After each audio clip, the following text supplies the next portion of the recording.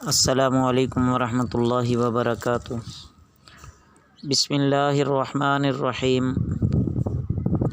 عزیز طلبہ، علم الصرف آخرین کے آج کے سبق میں ہم تعلیلات متفرقہ پڑھنے لگے ہیں۔ تعلیل نمبر 1 توجہ کیجیے۔ نمبر 1، جس الف کے پہلے ضمہ ہوگا اسے واو سے بدلیں گے، جیسے خادع، خودع اور خالد و خویلد۔ تعلیل نمبر 2، جو الف ایسا ہو کہ اس سے پہلے مکسور ہو تو اس الف کو یا سے بدلیں گے، جیسے محراب، محاریب اور مفتاح، مفاتیح۔ تعلیل نمبر 3، جو حرف مدہ ایسا ہو کہ تیسری جگہ پر ہو اور ہو بھی زائدہ۔ باقی یہ زائدہ کی تعریف آپ نے شروع میں ہی پڑھ لی ہے۔ اور فعائل کے الف کے بعد واقع ہو تو وہ حمزہ ہو جائے گا، جیسے کریم سے کرائم اور صحیفۃ سے صحائف۔ تعلیل نمبر 4، جو الف جمع کا 2 واو یا 2 یا کے درمیان واقع ہو ان میں سے ایک کو حمزہ سے بدلتے ہیں، جیسے اول سے اوائل کہ اصل میں اواول تھا، اور خیر سے خیائر کہ اصل میں خیائر تھا۔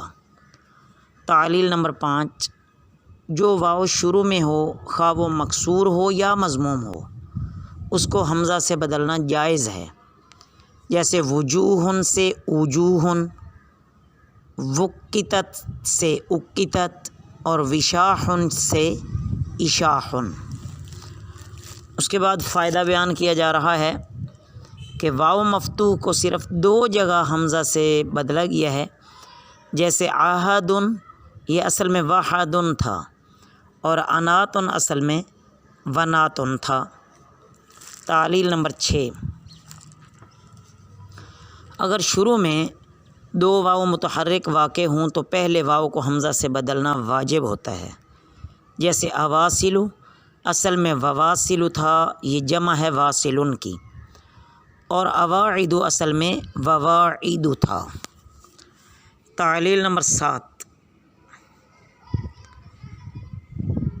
جو واو مفرد میں ساکن ہو اور جمع میں الف اور کسرہ کے درمیان واقع ہو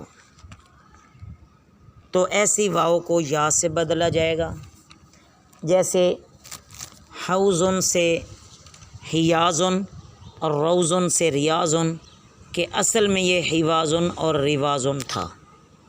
تعلیل نمبر 8، جس ناقص واوی کی جمع فعول کے وزن پر آئے اس میں دونوں واو کو یا سے بدل کر ان سے پہلے کسرہ دیتے ہیں، جیسے دلیون یہ اصل میں دلوون تھا۔ تو ان قواعد کو یہ بھی جو بیان کیا گیا ہے ان کو بھی اچھی طرح سمجھیں، اور تعلیلات کو اس طرح آسانی سے سمجھنا ہوگا۔ اللہ آپ سب کا حامی و ناصر ہو۔ وما علینا الا البلاغ المبین۔